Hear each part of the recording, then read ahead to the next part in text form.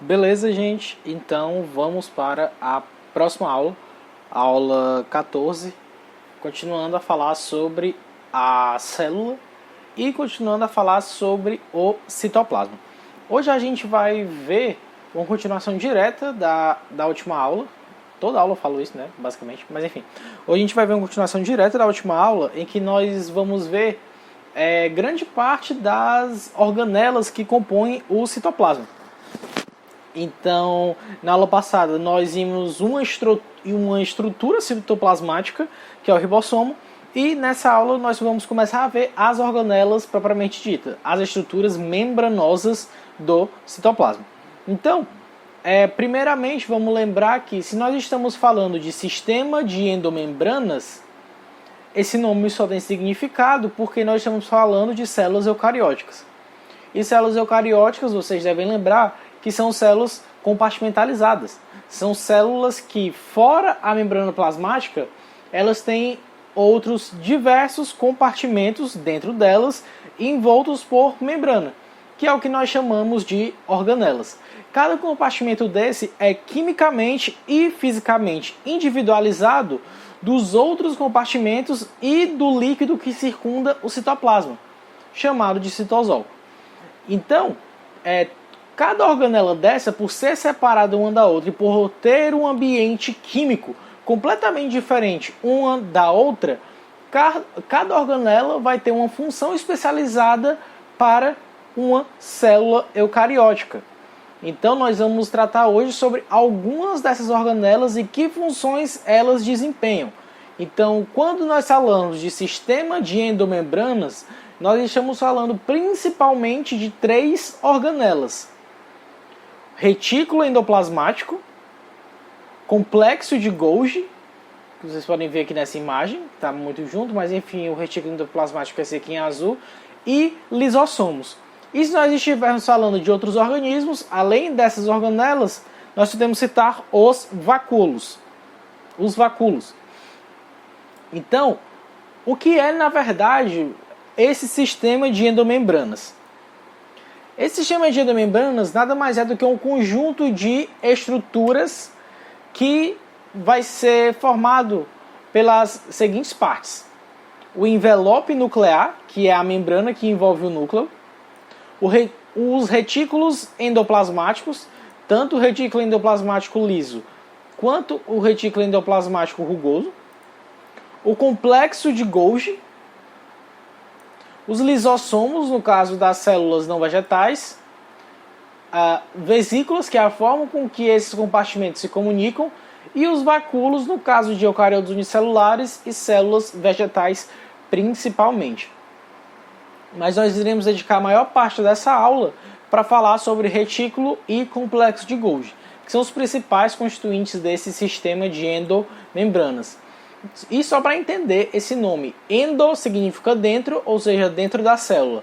E membrana significa que cada compartimento desse é individualizado e formado por membranas. Então aqui nós vemos esse sistema de endomembranas. A membrana do núcleo, que em alguns livros mais antigos vocês podem ver chamada de carioteca, mas essa é uma nomenclatura que não é mais utilizada. E tendo continuidade física com essa membrana do núcleo, nós temos o retículo endoplasmático, a sua porção que nós chamamos de retículo endoplasmático rugoso ou granular, e logo após o retículo endoplasmático rugoso, nós temos o que nós chamamos de retículo endoplasmático liso. E logo aqui, contendo esses bolsões, é o que nós chamamos de complexo de Golgi. E a partir desse complexo de Golgi, surgem outras organelas que constituem o sistema de endomembranas, que são os lisossomos. E a forma como essas organelas se comunicam entre si é através de vesículas. Eu falei em algumas aulas atrás o que são vesículas. Vesículas nada mais são do que uma espécie de barquinho formado por membrana, dentro do qual uma determinada substância é transferida dentro da célula. Então, quem realiza o transporte das vesículas é o citoesqueleto. E essas vesículas, elas realmente nada mais são do que como se fosse uma bolha, cuja superfície é membranosa e dentro da qual tem principalmente proteínas. E é dentro dessas vesículas que as proteínas elas conseguem passar de uma organela para outra. Então, toda vez que nós estivermos falando de retículo endoplasmático, complexo de Golgi e lisossomos e organelas na célula de uma forma geral e transporte, saibam que o transporte no sistema de endomembranas se dá por transferência de vesículas. Essas vesículas brotam a partir de uma determinada organela e viajam pela célula até chegarem no seu destino e se fundirem com a membrana de outra organela e liberarem dentro dessa outra organela o seu conteúdo interno. Então, esse sistema de endomembranas, nós iremos tratar as funções dele de forma bem detalhada, mas ele realiza a maior parte das funções de uma célula, por assim dizer. Como, por exemplo, síntese proteica. E vocês devem estar se perguntando, como assim? Quem realiza a síntese proteica não são os ribossomos? Exato, são os ribossomos. Mas nós iremos ver daqui a pouco uma pequena diferença que há entre a síntese proteica apenas do ribossomo e a síntese proteica do retículo endoplasmático. Também o transporte de proteínas, seja para dentro das membranas de outras organelas, ou para a membrana plasmática, ou para fora da célula. E também o movimento de lipídios, já que a fabricação de lipídios como triglicerídeos e fosfolipídios e esteroides é parte dessas organelas também. E também detoxificação de remédios e venenos. Então, quando a pessoa toma medicamentos ou ela acaba sendo envenenada, são estruturas da célula que realizam a detoxificação desses venenos ou substâncias, como o álcool, por exemplo, ou drogas comuns.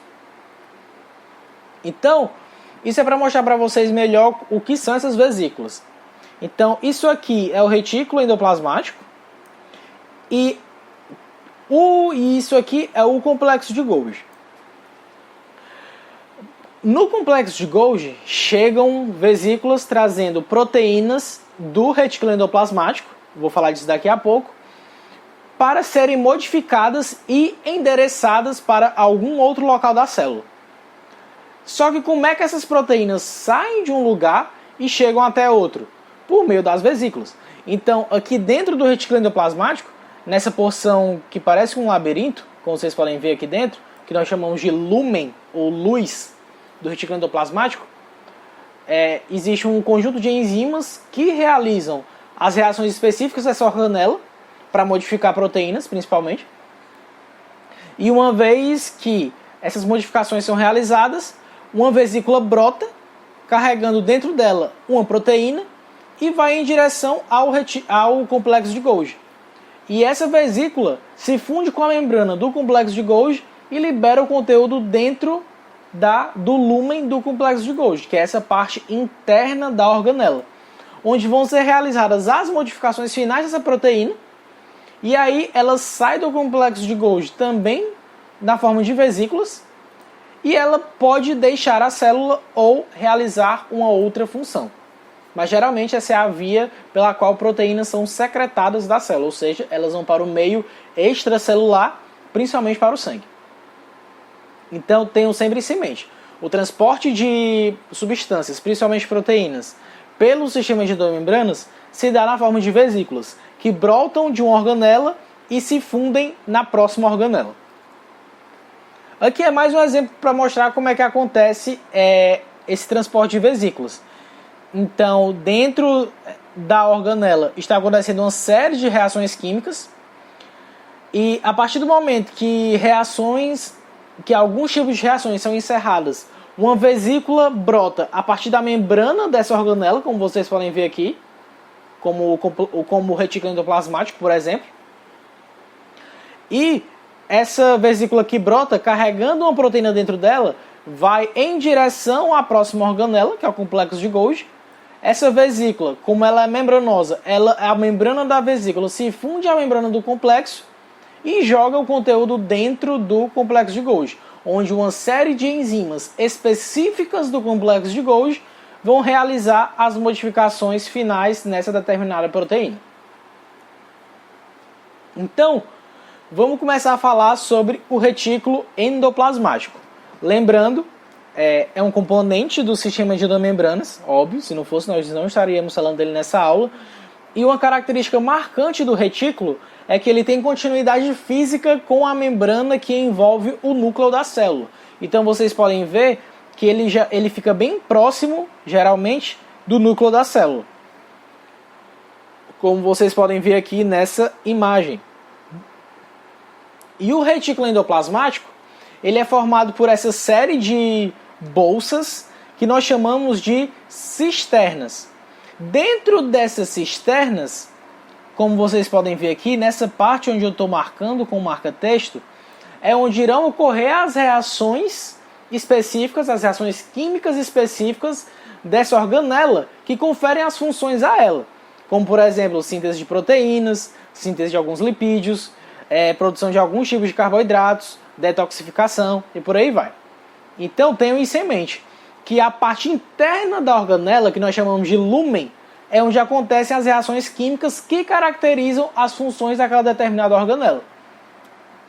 Então, como eu já falei, o retículo endoplasmático ele pode ser dividido em duas porções, cada um com funções bem específicas.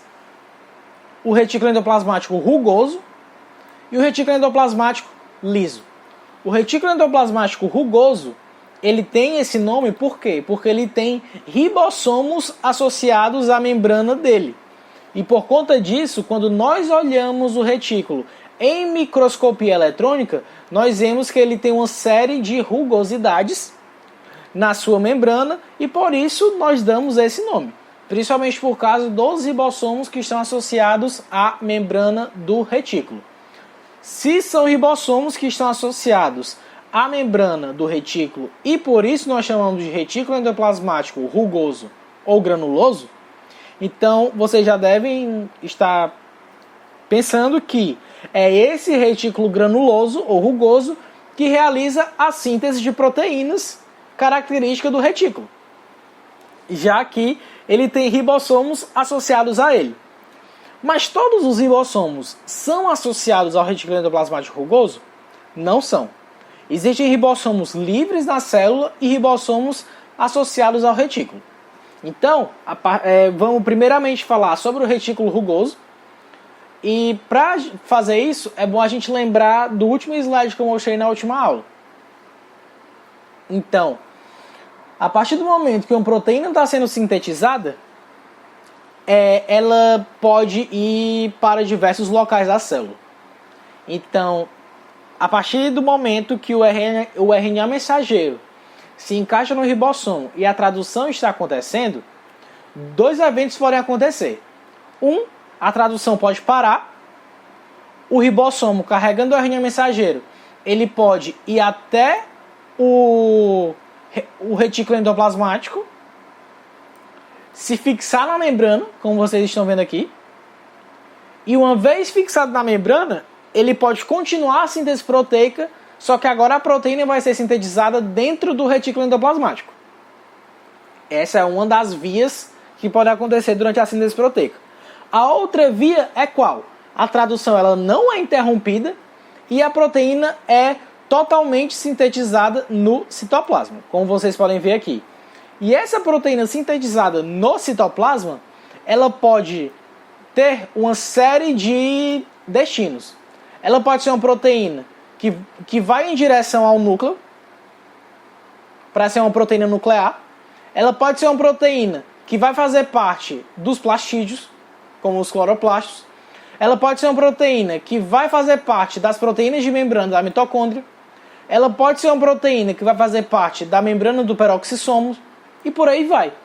Então, são esses dois eventos principais que podem acontecer quando uma proteína está sendo sintetizada. Ou a tradução ela se dá toda no citoplasma, a proteína é sintetizada apenas no citoplasma e ela pode ir para esses diversos destinos e para outra fazer parte da constituição de outras organelas, ou apenas continuar simplesmente no citoplasma mesmo. Ou a tradução pode parar no citoplasma, o ribossomo se encaminhar ao retículo e a tradução continuar no retículo endoplasmático. E as proteínas que realizam essa rota, que é de terminar a síntese no retículo endoplasmático, são proteínas que vão ser secretadas da célula. Ou seja, são proteínas que vão ser levadas para fora da célula. Elas vão atuar no meio extracelular, como, por exemplo, hormônios proteicos. Então, essa proteína que termina de ser sintetizada no retículo, ela vai passar para o complexo de Golgi, e do complexo de Golgi ela vai ser secretada da célula para agir fora dela. E quando essa proteína ela é sintetizada só no citoplasma e pode ir para diversos locais da célula, como outras organelas, vocês devem se perguntar, mas como uma proteína, entre aspas, sabe que, por exemplo, ela tem que ir para uma mitocôndria e não para o núcleo? Que ela tem que ir para o núcleo e não para o peroxissomo? As proteínas recém-formadas, elas têm o que a gente chama de sequências sinais. Que são o quê? Um conjunto de aminoácidos que marcam para onde elas devem ir. Um endereço. Então, por exemplo, se elas tiverem essa sequência aqui, prolina, prolina, lisina, lisina, lisina, arginina, lisina e valina, é o endereço significando que essa proteína recém-sintetizada deve ir para o núcleo. Se ela tiver essa grande sequência aqui, significa que ela tem que ir para a mitocôndria. Se ela tiver essa sequência aqui, significa que ela tem que ir para os plastídeos e por aí vai. Então, o destino de uma proteína é determinado por uma sequência sinal. Agora, se a proteína não tiver sequência sinal, ela fica simplesmente no citoplasma, realizando alguma função que ela possa ter, como por exemplo, sendo alguma enzima que catalisa alguma reação química que aconteça no citoplasma da célula, como as reações da glicólise, que nós vamos ver na próxima aula, por exemplo. Beleza, então o retículo endoplasmático rugoso, qual é a principal função dele? Sintetizar proteínas que vão ser secretadas da célula. Sintetizar proteínas que não vão ficar na célula e que elas têm uma rota de secreção. Então, isso aqui é uma imagem de microscopia eletrônica de transmissão em que nós podemos ver as duas porções do retículo endoplasmático, liso e rugoso. Vejam que esse retículo aqui, ele está cheio de pontinhos na membrana dele, que são justamente os ribossomos, e é por isso que ele é chamado de retículo rugoso. Enquanto aqui do lado esquerdo está o retículo liso, sem ribossomos aderidos na sua membrana.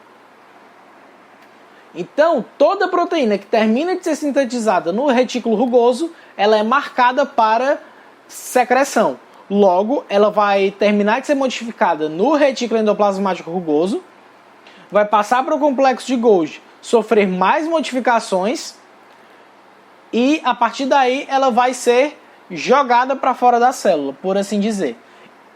Me dá um exemplo de uma proteína que acontece isso. Por exemplo, a insulina. A insulina é um hormônio de natureza proteica. Então, lá nas células do pâncreas, que é o órgão responsável por produzir a insulina, mais respectivamente nas células beta-pancreáticas, essas células elas são especializadas na produção e secreção de insulina no sangue, para a insulina ir atuar nos órgãos-alvo dela, que é principalmente o músculo e o tecido adiposo. Logo, se a gente observa o pâncreas, as células do pâncreas, mais especificamente as células beta-pancreáticas, que são as células especializadas em produzir insulina, nós vamos ver que elas têm uma enorme quantidade de retículo endoplasmático rugoso, já que elas são especializadas para isso, para síntese de proteínas para secreção. E também uma outra função do retículo endoplasmático rugoso é sintetizar algumas proteínas de membrana para outras membranas da célula. Então, algumas proteínas de membrana, elas podem simplesmente ser sintetizadas terminada a tradução proteica no citoplasma, e essa proteína sintetizada no citoplasma vai em direção às diversas organelas quando dá sequência sinal, ou pode ser a partir do retículo endoplasmático rugoso. Então, eu quero agora que vocês observem o que nós vamos tratar mais nessa aula, é o que eu quero mais que vocês entendam, é o que nós chamamos de relação estrutura-função.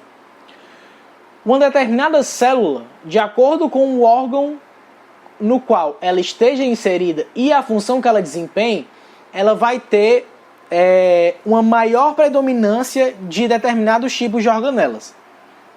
Então, uma célula do pâncreas e uma célula do fígado, elas têm um conjunto de organelas completamente diferentes de células da pele, por exemplo.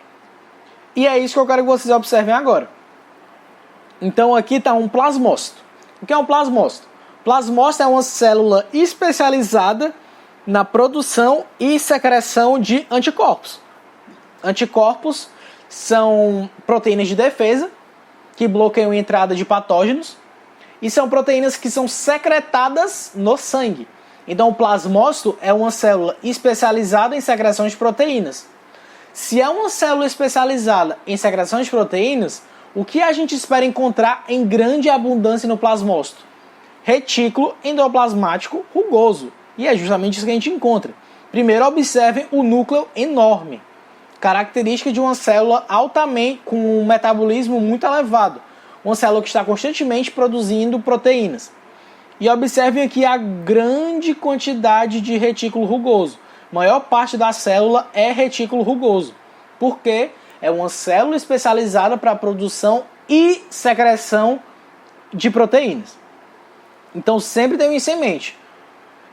De acordo com a função a qual uma célula é especializada, ela vai ter uma maior predominância de organelas que realizam aquela função. Outro exemplo.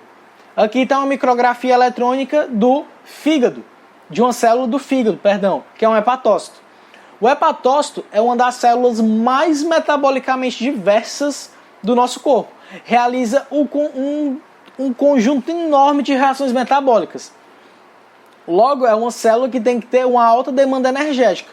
Então vejam a grande quantidade de mitocôndrias. Nós vamos falar de mitocôndrias na próxima aula, mas basta por hora vocês saberem que são as células que produzem energia no nosso corpo. Então observem a grande quantidade de mitocôndrias, que aqui onde eu estou marcando.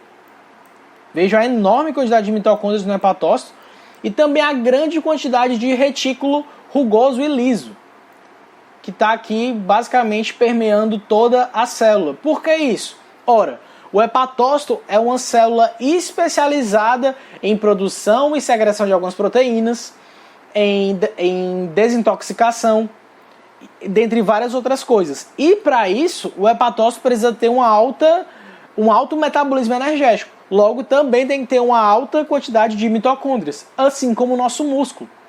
Nossos músculos são uma das células que mais tem mitocôndrias no nosso corpo, porque células especializadas para realizar trabalho mecânico. Quando a gente está correndo, quando a gente está simplesmente andando, quando a gente está fazendo qualquer exercício físico, enfim. Sempre tenham isso em mente, é uma das coisas que eu quero que vocês saiam dessa aula sabendo. A estrutura de uma célula, refazendo, a função de uma célula está intrinsecamente relacionada à sua estrutura. Se a célula tem uma determinada função, logo ela vai ter em grande abundância organelas que permitam que ela realize aquela função. Certo? Então vamos falar da segunda porção do retículo endoplasmático, que é o retículo liso.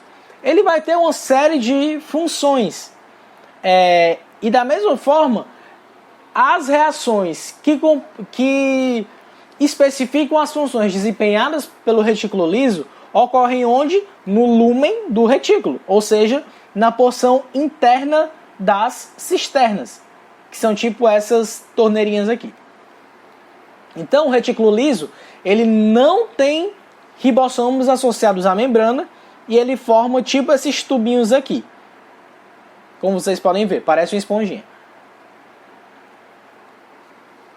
Então vamos mostrar algumas das funções realizadas pela porção lisa do retículo endoplasmático. Uma das funções características é a produção de alguns tipos de lipídios, como alguns tipos de óleos, alguns tipos de esteroides, e lembrando, se for animal, são principalmente colesterol, e alguns tipos de fosfolipídios. Lembrem que é o principal tipo de lipídio presente em membranas biológicas. Outra função de extrema importância é a detoxificação ou desintoxicação. Então, quem faz isso é principalmente o fígado.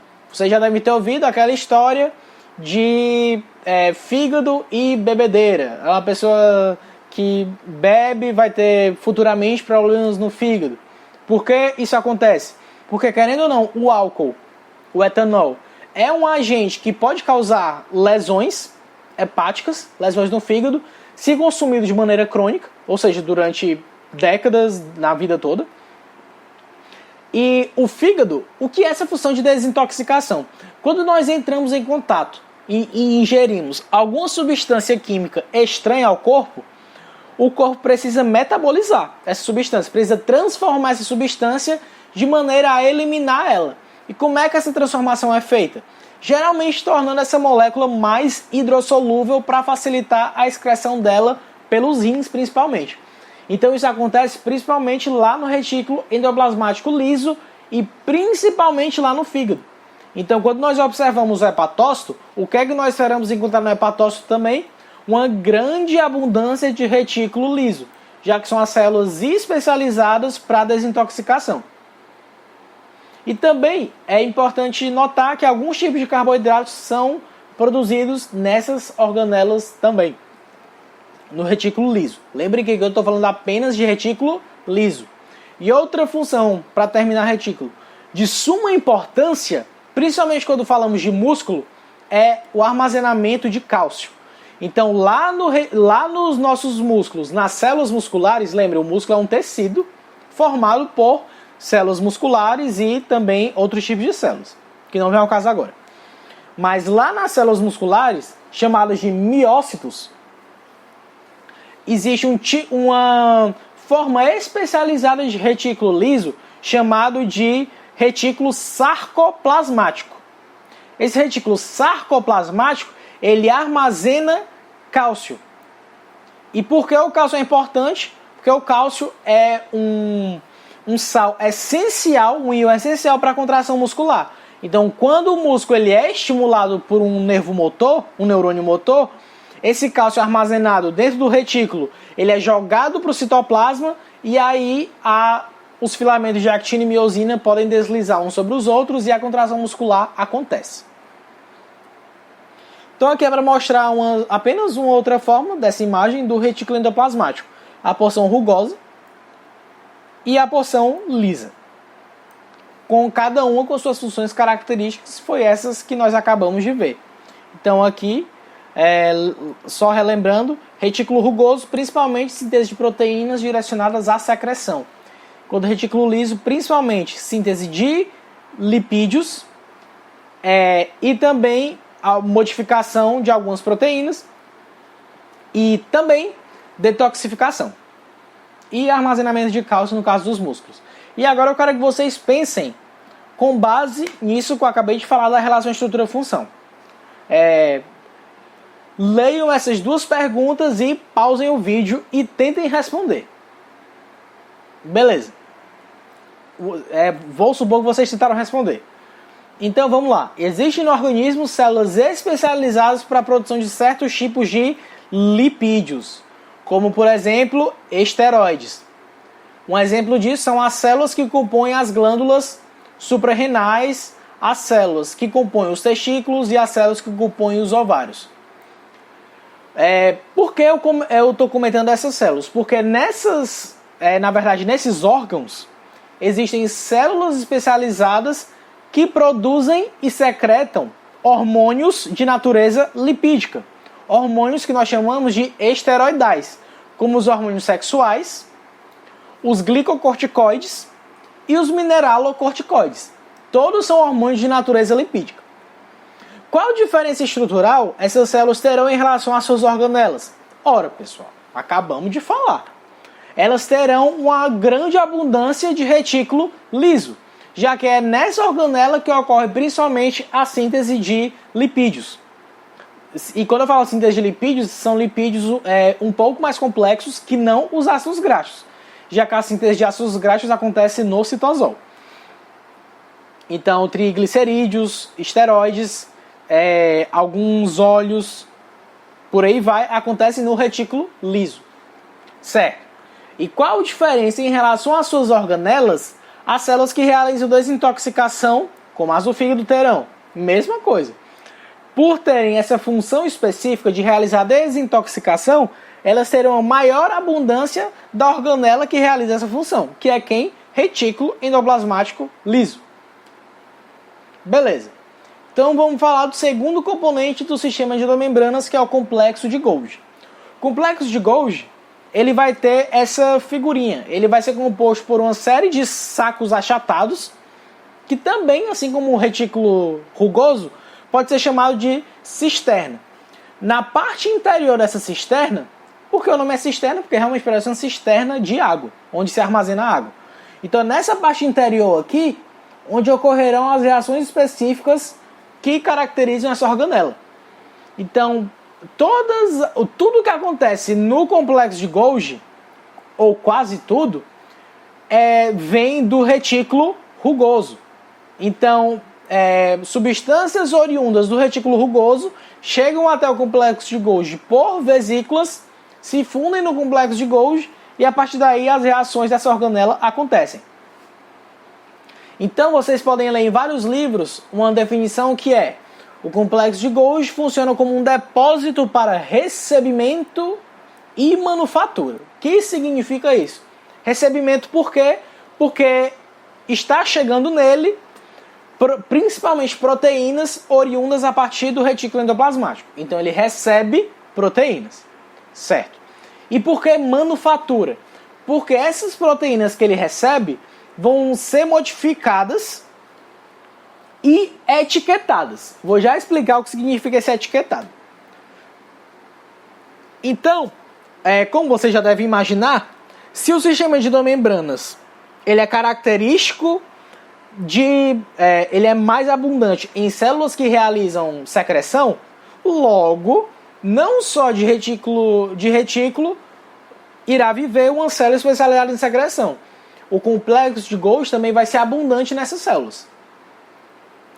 Então, uma das funções do complexo de Golgi é justamente modificar e finalizar os produtos que vieram lá do retículo endoplasmático.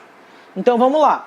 Uma proteína que estava sendo feita no citoplasma, a tradição parou, e essa proteína continuou a ser produzida lá no lúmen do retículo rugoso. Beleza, a proteína ela terminou de ser produzida, alcançou o seu folding, o seu enovelamento nativo. Algumas modificações foram colocadas nela, como a adição de pontes de sulfeto, adição de carboidratos para formar glicoproteína e por aí vai.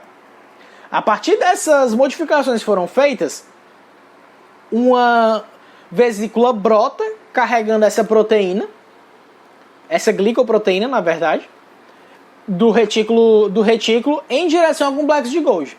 Lá no complexo de Golgi, essa glicoproteína ela vai terminar de ser modificada. Ou seja, alguns carboidratos podem ser modificados ou removidos. Alguns fosfolipídios, eles também produzidos no retículo, eles podem ser alterados no complexo de Golgi e por aí vai. Então, tudo que eles recebem do retículo, eles realizam alguma modificação. E é por isso que eles têm essa função que os livros chamam de centros de manufatura. E a partir daí, quando eles terminam de realizar essa modificação, eles vão etiquetar de maneira molecular, chique, né? Essas moléculas para elas serem secretadas. Então, o que significa essa etiqueta? Eles vão marcar essa proteína ou glicoproteína recém-produzida de forma madura agora, e essa marcação vai meio que dizer o seguinte: você é uma glicoproteína que pertence ao glicocálice da célula.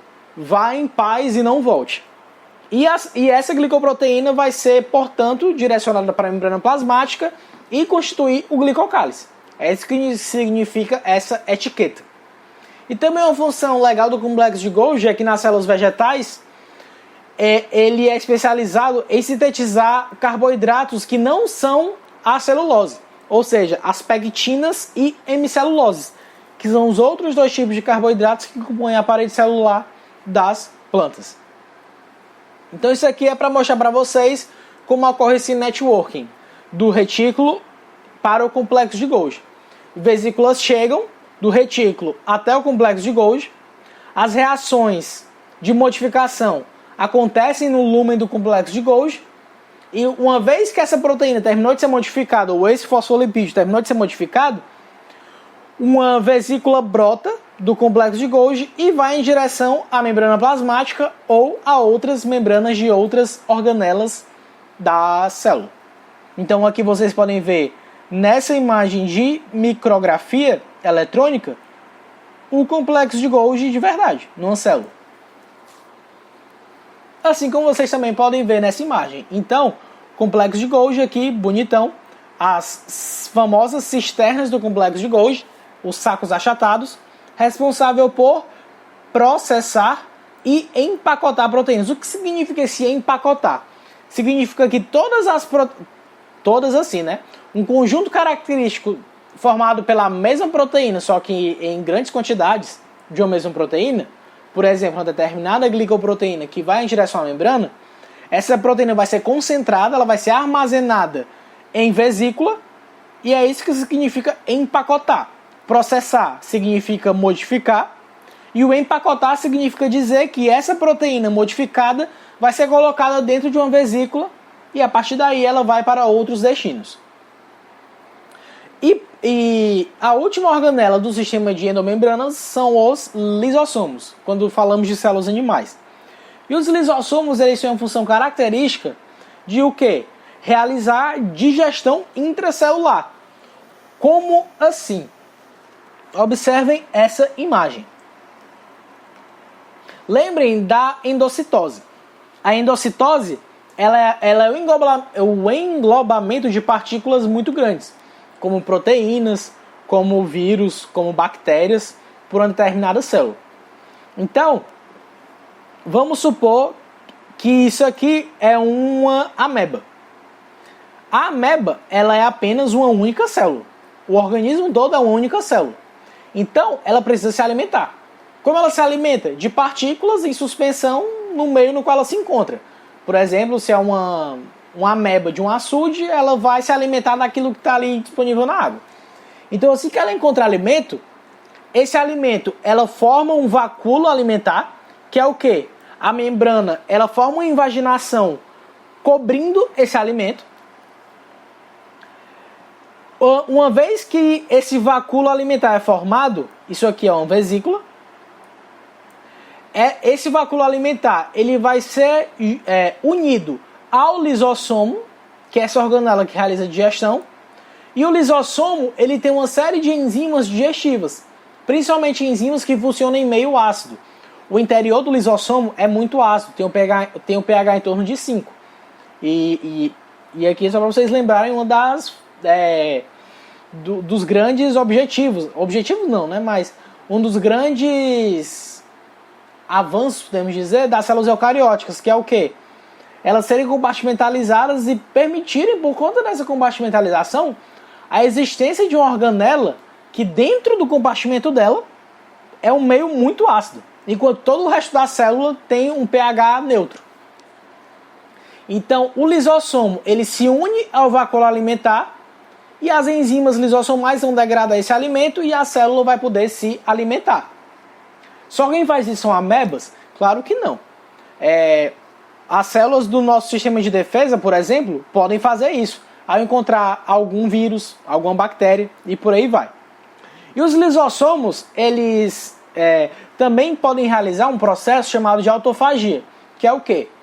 É o processo em que a célula ela vai se autodegradar de uma forma bem regulada.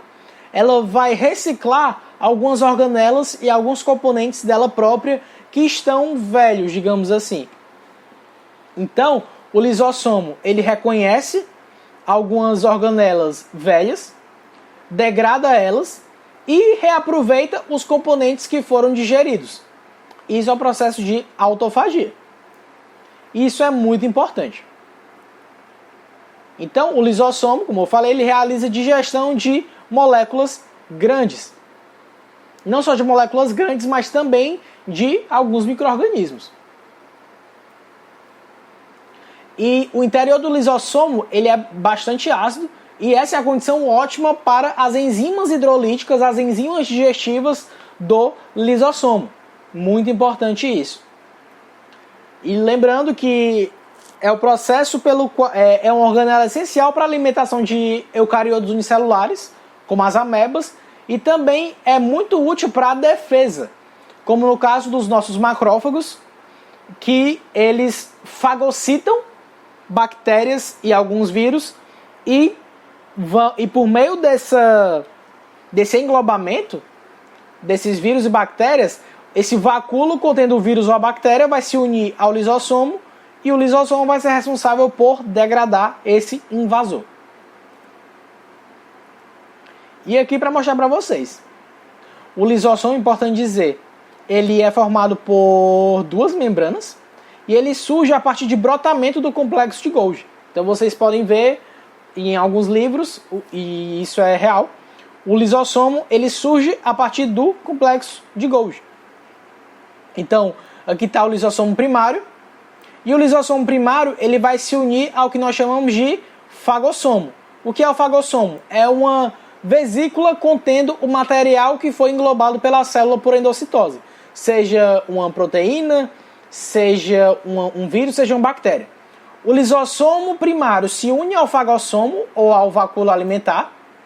Essa união forma o que a gente chama de lisossomo secundário, que é o lisossomo fundido com o fagossomo. E nesse lisossomo secundário vai haver a digestão, a degradação ou do material alimentar ou do invasor. E aí, se for o invasor, uma vez que ele é digerido, ele vai ser expulso da célula por exocitose.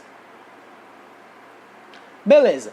Entretanto, células vegetais elas não têm lisossomos propriamente ditos. Uma organela que realiza funções parecidas com os lisossomos nos vegetais são os vacúolos. Então, os vacúolos eles são vesículas bastante grandes que em algumas células vegetais ocupam quase que a grande maior parte do citoplasma. E nas plantas nós chamamos de vacúolo central, que pode desempenhar algumas várias funções. Então está ausente em animais, mas os vacúolos eles podem estar presentes em alguns eucariotos unicelulares, principalmente eucariotos de água fresca, ou seja, água ducícola. E aí eu quero que vocês lembrem lá do que a gente falou dos processos de transporte. Se é um eucarioto que vive em ambiente ducícola, em água doce, significa dizer que esse eucarioto ele é mais concentrado em termos de sais, em termos de solutos, do que o meio no qual ele vive. Logo, ele é bem osmoticamente ativo. Logo, ele vai estar constantemente absorvendo água. O que seria natural da gente esperar que ele explodisse, né? Mas não, ele vive. Então, de alguma forma, ele precisa lidar com esse excesso de água que está constantemente entrando nele. Como é que ele faz isso? Por meio de uma organela chamada de vacúolo. Só que é um tipo de vacúolo diferente do que tem nas plantas. Então esse vacúolo dos protozoários, ele consegue armazenar essa água em excesso e expulsar. Funciona como uma espécie de bomba de água. Toda essa água em excesso que entra, o vacúolo pega e expulsa ela de volta para o meio. E nas plantas, os vacúolos, embora eles vão ter um papel importante em relação à água também, eles também vão ter outros papéis de extrema importância, como, por exemplo, função de armazenamento. Alguns vacúolos armazenam pigmentos, metabólitos secundários, dentre outros compostos. Por exemplo, quando vocês observam algumas plantas que têm uma coloração, por exemplo, roxa, geralmente essa coloração roxa é de um pigmento chamado de antocianina, que está armazenado nos vacúolos das células da folha dessa determinada planta. E outra coisa importante é que os metabólitos secundários são um conjunto de compostos de baixo peso molecular que realizam principalmente funções de defesa na planta. Então, os principais que a gente pode falar aqui são os compostos fenólicos e os taninos. Eles são compostos que a gente chama de antioxidantes, e eles podem tanto servir para proteger a planta contra o estresse oxidativo, tanto quanto também para proteger a planta contra o ataque de herbívoros. Os taninos, por exemplo, eles têm um gosto muito ruim. Então, isso afasta os predadores de se alimentar das folhas da planta. E elas armazenam esses compostos nos vacúolos, que no caso das plantas é chamado de vacúolo central. E também, tanto em plantas quanto em fungos, esses vacúolos podem realizar a hidrólise enzimática, de forma bem parecida com o lisossomo. De forma que alguns autores, inclusive, falam que os vacúolos são lisossomos modificados. E para finalizar a aula, vamos falar de organela chamada de peroxissomo. Os peroxissomos, eles são organelas, basicamente nós podemos entender aqui, como a gente está falando a nível de ensino médio, nós podemos entender eles como principalmente organelas envolvidas na defesa. Como assim? Toda vez que vocês ouvirem falar de peroxissomo, uma enzima tem que vir à cabeça de vocês, que é a catalase. Não tem só a catalase, tem outras enzimas também, mas a catalase é geralmente a que é mais cobrada nas provas. Então, o peroxissomo, ele é uma organela membranosa e é envolto apenas por uma única membrana. E o peroxissomo, ele realiza funções de proteção contra estresse oxidativo. Então, geralmente, quando algum composto muito oxidativo é formado dentro da célula, como por exemplo radicais livres, os peroxissomos eles conseguem reduzir esses radicais livres por meio de algumas enzimas que eles têm, e eles conseguem reduzir esses radicais livres para forma menos reativas e menos tóxicas, só que nesse processo eles acabam formando um resíduo chamado peróxido de hidrogênio, que é o principal constituinte da água oxigenada, que também é tóxico, mas é bem menos tóxico que esses outros radicais livres que são formados e que os peroxissomos conseguem neutralizar. Então, acompanhe o raciocínio. Compostos tóxicos, bastante reativos, chamados de radicais livres, são gerados dentro da célula, e uma forma de proteção disso está nos peroxissomos, que são enzimas que nós chamamos de enzimas antioxidantes.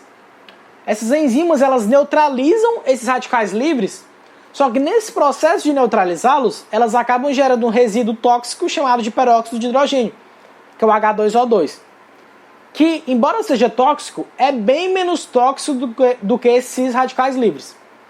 Então, o peroxissomo, ele tem uma forma de lidar com esse peróxido de hidrogênio formado, a partir dessa enzima catalase. A catalase degrada esse peróxido de hidrogênio em oxigênio e água. E aí ela consegue se livrar desse composto tóxico, e ainda assim menos tóxico do que os radicais livres. Então os peroxissomos, eles são importantíssimos nessa função de defesa contra agentes oxidantes. E lembrem do conceito de radicais livres. São espécies químicas altamente reativas com elétron desemparelhado na camada de valência, que por conta disso podem interagir com lipídios, com proteínas e com os ácidos nucleicos. E por conta dessas interações altamente lesivas, eles podem causar efeitos até de morte na célula e podem causar lesões que podem originar mutações, e algumas dessas mutações podem inclusive levar ao câncer. Então, a área de pesquisa em radicais livres e processos antioxidantes é uma linha de pesquisa altamente ativa, já que se sabe hoje em dia que muitas doenças elas surgem a partir do desbalanceio desses radicais livres. Porque a célula tem um balanço, que é radicais livres e antioxidantes. Esse balanço não pode ser quebrado. Se houver uma grande maior produção de radicais livres em relação à produção de antioxidantes, a célula entra num quadro de estresse oxidativo e ela começa a sofrer grandes lesões e, posteriormente, mutações. Então, a principal função do peroxissomo é essa de neutralizar radicais livres. Logo, não deixa de ser um processo de desintoxicação. Só que outra função menos falada é o quê? A redução do tamanho de ácidos graxos muito grandes. O ácido graxo mais comum para os animais é o palmitato, que ele tem 16 carbonos. E é o principal ácido graxo pelo qual nós quebramos para produzir energia. Só que alguns ácidos graxos maiores, eles podem entrar na célula, só que para que eles consigam ser oxidados para a produção de energia, eles precisam ser diminuídos. E eles podem ser diminuídos nos peroxissomos, antes de partir para a mitocôndria. Então, isso aqui é só para finalizar e mostrar para vocês todo o processo de networking do sistema de endomembranas, como o retículo se comunica com o complexo de Golgi e como o complexo de Golgi se comunica com ou outras organelas ou a membrana plasmática. E a partir daí, essas proteínas ou fosfolipídios são direcionados para diversos locais. Então é isso, gente. Próxima aula nós vamos falar sobre mitocôndria e respiração celular. E dessa aula eu quero que vocês tirem principalmente duas coisas: as funções das organelas que compõem o sistema de endomembranas e a relação estrutura-função, que é o que as provas vêm cobrando mais. O Enem vem cobrando todo ano alguma questão relacionada à estrutura-função. O que nós podemos esperar a nível de organelas de uma célula que realiza uma função X? Vocês precisam saber disso, ter isso em mente. Então é isso. Estudem. Grande abraço e até a próxima aula.